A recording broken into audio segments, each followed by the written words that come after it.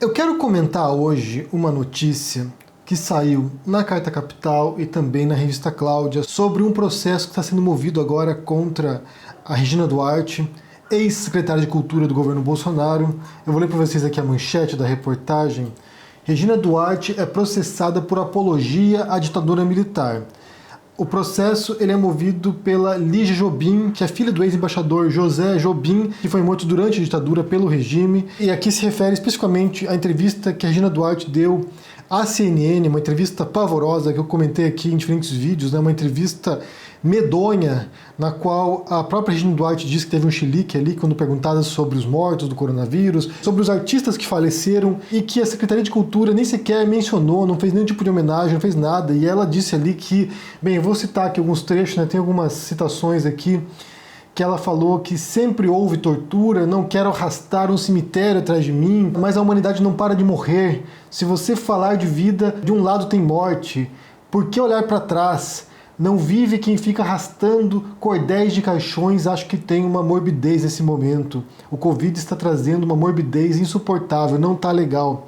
Então, a Lígia, ela alega que, na verdade, ela minimiza a morte e o sofrimento daqueles que foram vitimados pela ditadura e também dos sobreviventes, né? A alegação é a seguinte, da Lígia: não estou ingressando nessa ação civil apenas por mim, mas por todas as famílias das vítimas do regime militar.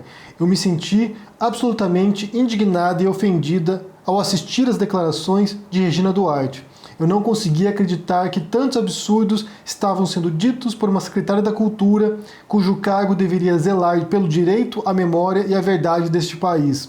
A falta de empatia dela com as vítimas da ditadura e com as do coronavírus é lamentável. Em determinados momentos, ela minimiza as torturas, age com menosprezo e deboche. Esse tipo de discurso tenta demonizar as vítimas. Felizmente, esse não é o pensamento da grande maioria da classe artística. Então, o que acontece é o seguinte: você tem um governo que sempre teve, sabe, esse tipo de espírito de negação da história, um presidente que antes disso, como deputado, era alguém que questionava direitos humanos, que atacava a Comissão da Verdade, que foi uma comissão criada para trazer à tona, acho que acima de tudo, a memória do que aconteceu. E a gente fala muito sobre memória aqui, história tem a ver com isso, né, para que esses feitos do passado, essas atrocidades, essa barbárie jamais se repita. Então, o mais chocante sempre foi você ver que um grande segmento da população brasileira que tivesse ou fingido que não ouvia o que o Bolsonaro dizia ou que compactuava com aquilo, e elege uma pessoa dessa antidemocrática e que se volta contra direitos básicos, humanos, sabe, universais. E a gente pode falar sem nenhum risco de exagerar ou de ser injusto que quem entra nesse governo, quem aceita participar desse governo, como foi o caso da Regina Duarte, e agora, para substituí-la, do Mário Frias, necessariamente compactua com essas coisas. Isso inclui Sérgio Moro também. Porque, sinceramente, eu quero que você se põe na posição de uma pessoa normal, sabe, minimamente racional, e que é convidada para integrar um governo com uma retórica destrutiva, de ódio, de intolerância. Como você reagiria? Vem alguém e fala assim: olha, é o seguinte, eu tenho um cargo para você no governo Bolsonaro. Se você não estiver pensando apenas no dinheiro, que também é uma motivação muito grande, se for um cargo de confiança com visibilidade, você certamente vai pensar: como essa minha participação impactará na percepção coletiva sobre mim?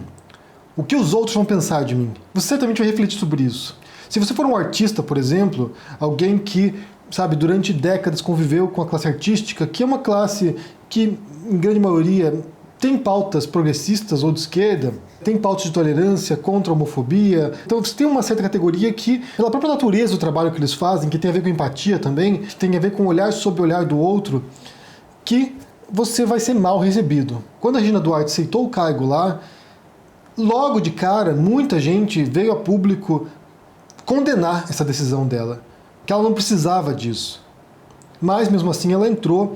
Alguns amigos lá, eu lembro na época que alguns amigos mandaram mensagem privada para ela, sabe, desejando sorte, e ela veio a público revelar essas mensagens: olha só, fulano de tal, eles me apoiaram. E essas pessoas em público vieram dizer o seguinte: não, calma aí. Eu me lembro que a Carolina Ferraz fez isso. Não, calma aí.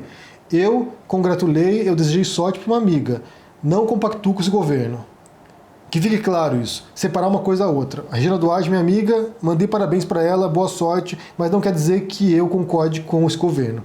É importante fazer a distinção também. Mas quando você se vincula com um governo com esse perfil, você certamente está publicamente dando a sua chancela. Mas era mais do que isso. A presença da Regina Duarte lá não era apenas a chancela dela de que ela apoiava o governo Bolsonaro, mas quando ela vai dar essa entrevista para a CNN, na qual ela simplesmente despeja uma série de absurdos completos, que tem a ver justamente com essa apologia à ditadura ou com essa negação do passado histórico brasileiro, né? Simplesmente não pensemos nisso, vamos apagar esse tipo de coisa aqui porque nós ficamos arrastando esse tipo de mortos aqui, não, é muito chato, isso não é legal, não é bacana isso não. A questão não era apenas negar o passado, como ela fez também ali, né? Que era bom aquela época, pra frente Brasil, não sei o quê, mas é de esquecer o passado, de apagar o passado. Simplesmente fingir que não aconteceu. Vamos pôr uma pedra nisso aqui e fingir que não aconteceu. E é fácil você pôr uma pedra quando não é você a vítima, quando não foi você que perdeu um parente, um pai ou um filho. Se a gente pensa, por exemplo, no caso das Mães de Maio, que são as mães de vítimas da ditadura argentina, que se encontram na Praça de Maio, diante da Casa Rosada, e ficam ali protestando com cartazes, porque o que essas mães queriam é tão simples, gente, é tão minimamente humano. O que elas queriam era a possibilidade de saber o que aconteceu com seus filhos que desapareceram e poder enterrá-los. São coisas simples, que todo ser humano, sabe, tem essa possibilidade. Se você perde um parente, perde um amigo, perde alguém próximo de você, você tem a possibilidade de se despedir dessa pessoa, enterrá-la, sepultá-la em algum local, que você possa visitar de tempos em tempos e preservar a memória dessa pessoa. Muita gente não teve essa oportunidade. Muita gente em ditaduras perdeu seus parentes e não teve sequer a possibilidade de saber como essa pessoa foi morta, onde ela está, e nem ter os seus restos mortais para poder sepultar, poder manter a memória. E quando a Regina Duarte faz isso, ela demonstra esse desprezo pela memória das pessoas, pelo sofrimento dos outros. E ali tanto um desprezo em relação ao passado quanto ao presente, porque ao passado da ditadura, dos mortos pela ditadura, dos torturados, dos perseguidos, e do presente no coronavírus. Nesse momento agora, mais de 50 mil pessoas que já faleceram pelo coronavírus. E ela não queria falar sobre isso porque é muito pesado, é um tema pesado, não é bacana, não é bacana.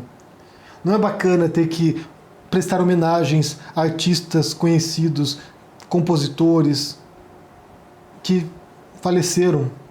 Não é legal fazer isso.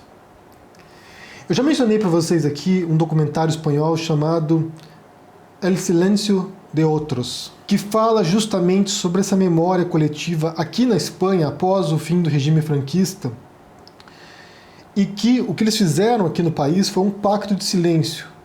Ou seja, os parlamentares se reuniram e puseram uma pedra sobre o passado. Não vamos falar sobre isso, vamos esquecer o passado, vamos anistiar aqui os militares, vamos anistiar quem fez parte de resistência armada, vamos esquecer o passado, apagar o passado. Que foi mais ou menos o que aconteceu no Brasil também, né? Apagar o passado, esquecer. Não faz sentido ficar remoendo isso.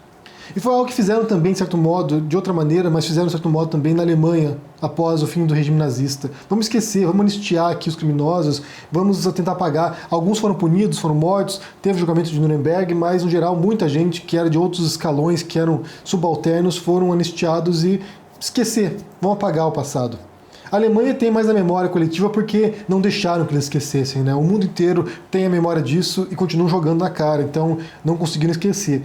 E foi também uma coisa muito fora de proporção também, né? Um país que invadiu vários outros e milhões de mortos.